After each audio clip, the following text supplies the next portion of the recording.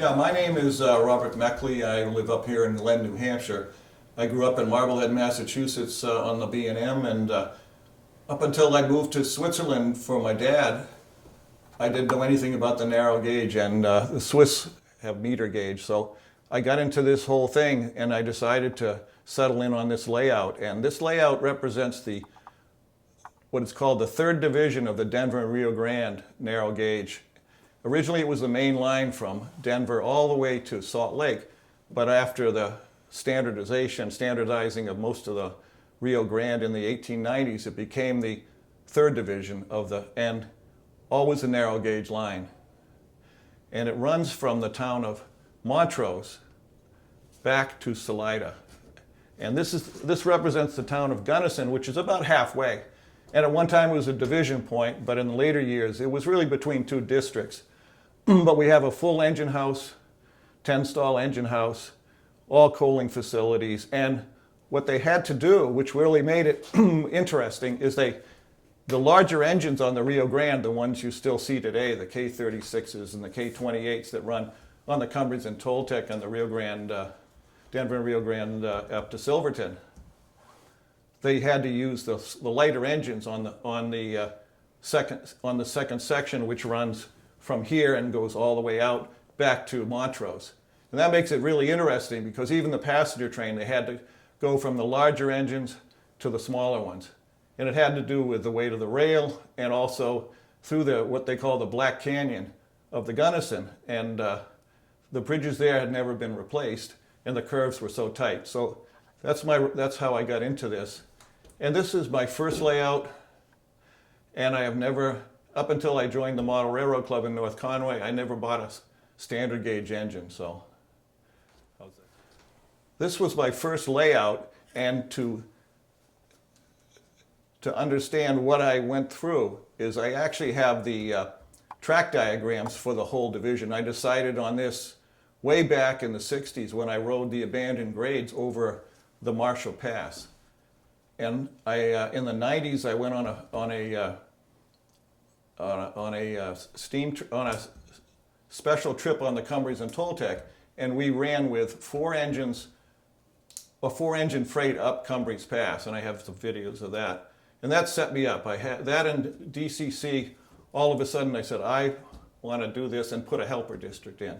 So that's how it sort of developed. I first started from the Gunnison area, and I have the original drawings from Colorado Railroad Museum and a couple other people that had all the old drawings for all the different buildings. And slowly I worked my way around, developed a track plan, and built this. The first section I finished about 1910, I think, 2010, I mean, and then have a train bridging the gap and do a complete reset. All the original, from the Colorado Railroad Museum, they printed the actual 1919 track alignment drawings, the original ones required by the government.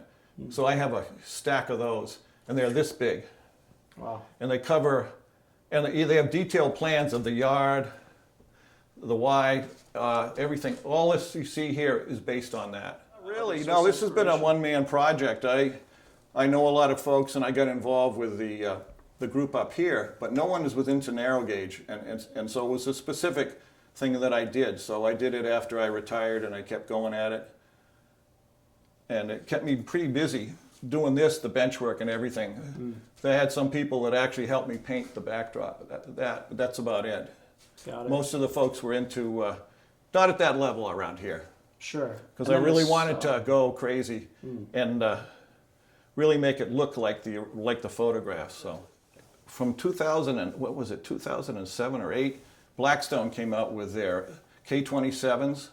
I bought 2. They are the best running engines I've ever seen.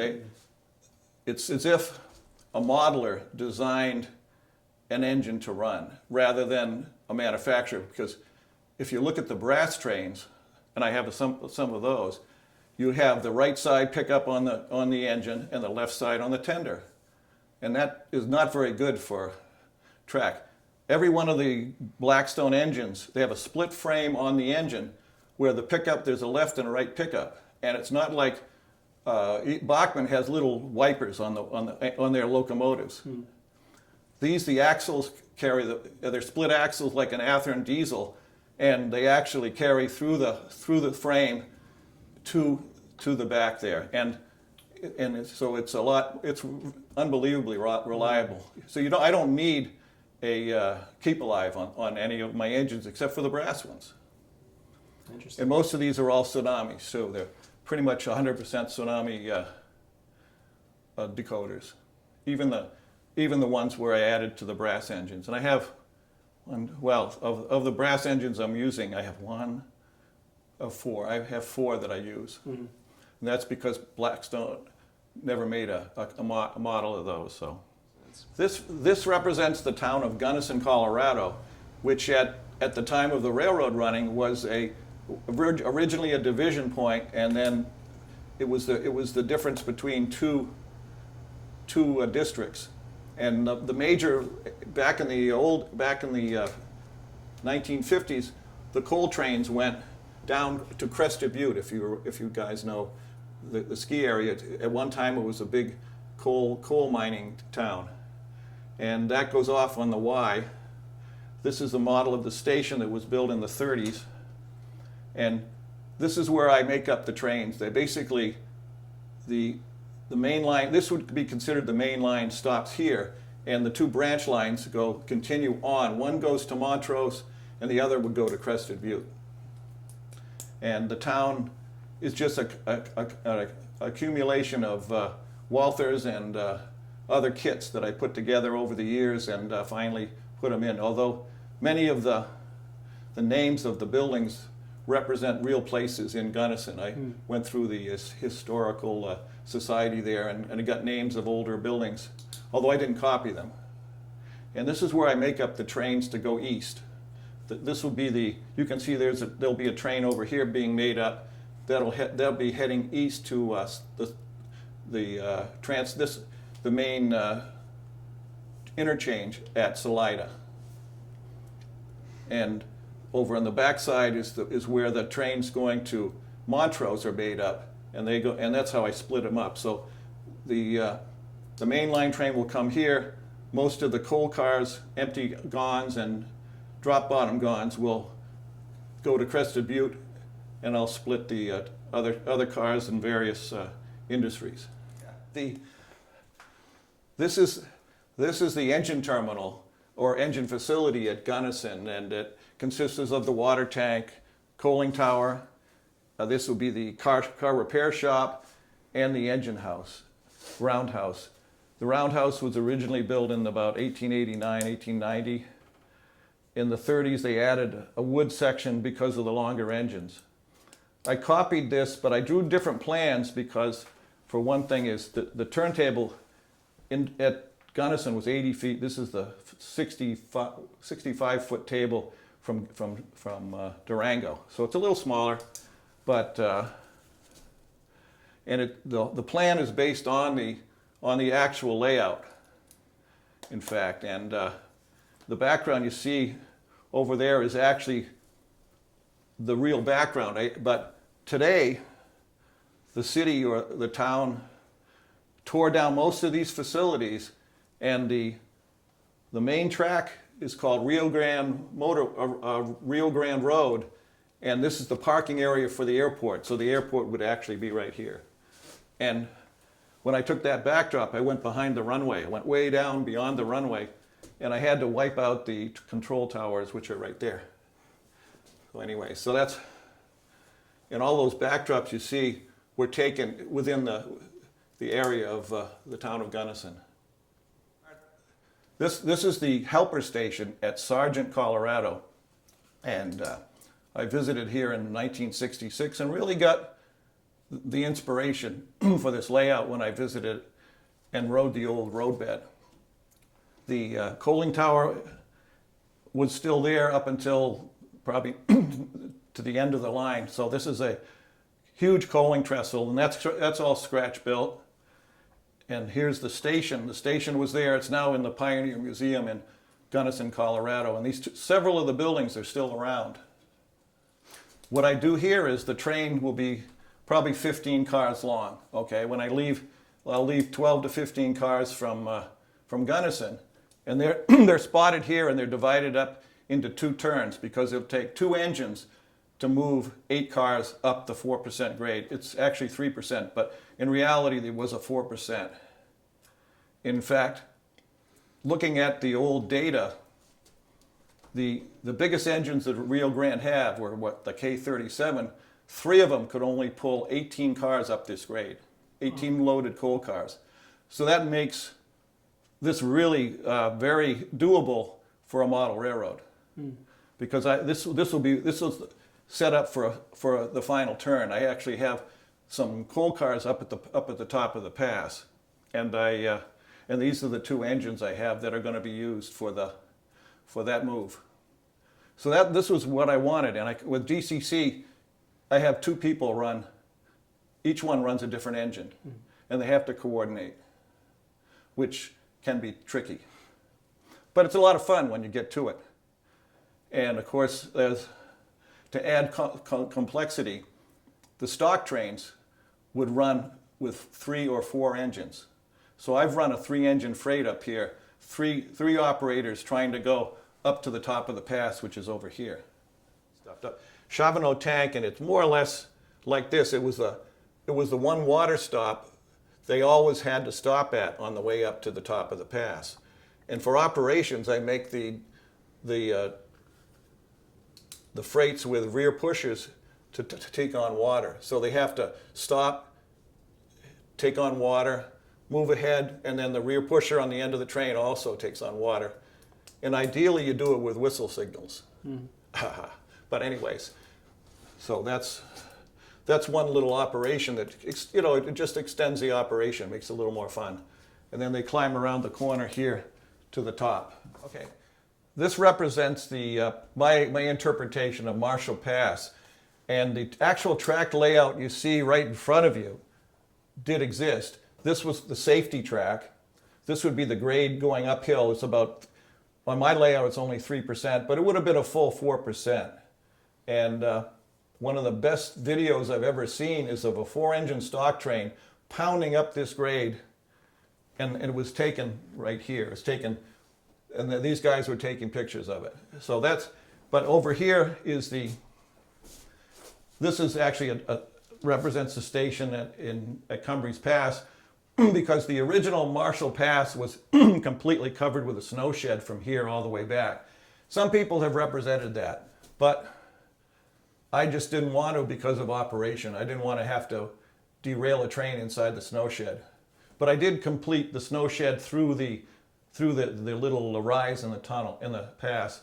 And the mountain you see in back of you is Mount Ouray.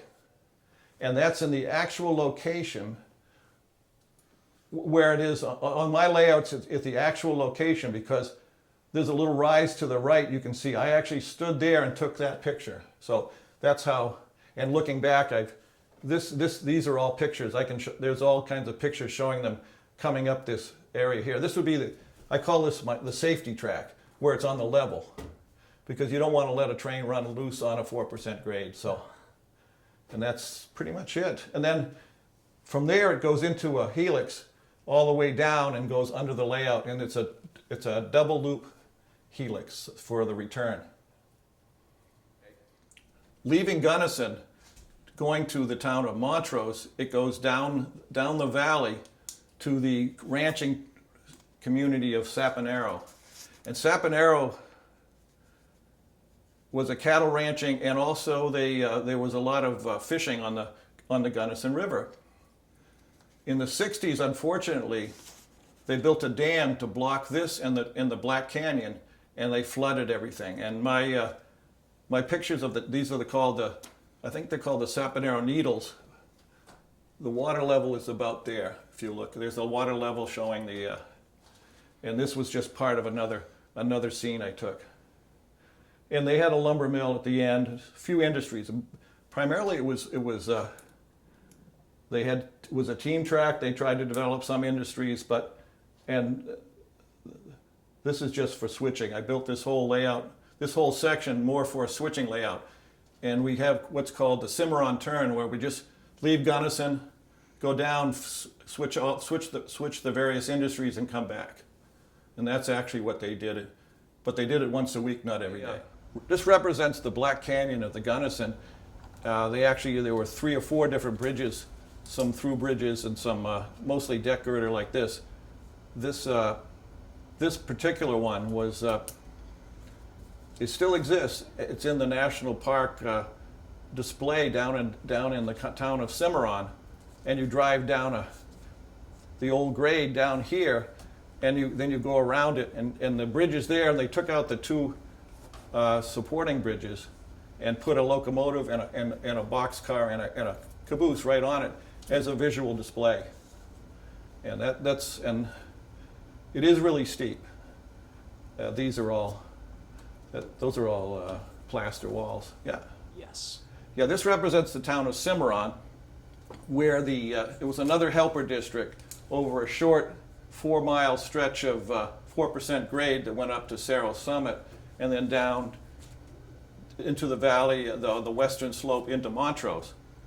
And at the time, the station is actually a model of the station, and there was a section house and an agent's house and a water tank. And this is a switching area and also a very large sheep loading area. These are all double-deck sheep cars waiting to be loaded. And this was basically where the train from Gunnison would switch cars to an engine from or a train from Montrose. So this is where they'd exchange cars, and then they would use both engines to bring them up and over the pass. So I've tried to duplicate that as best I can.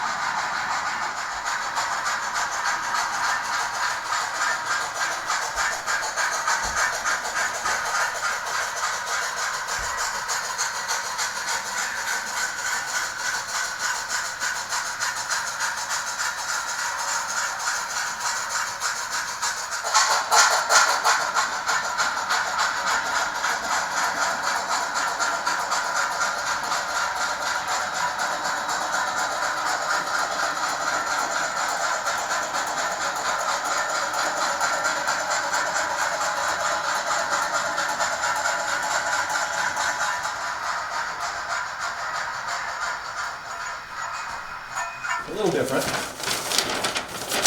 But here's the, I have this somewhere. This is the engine house. And this was where the car repair shop was.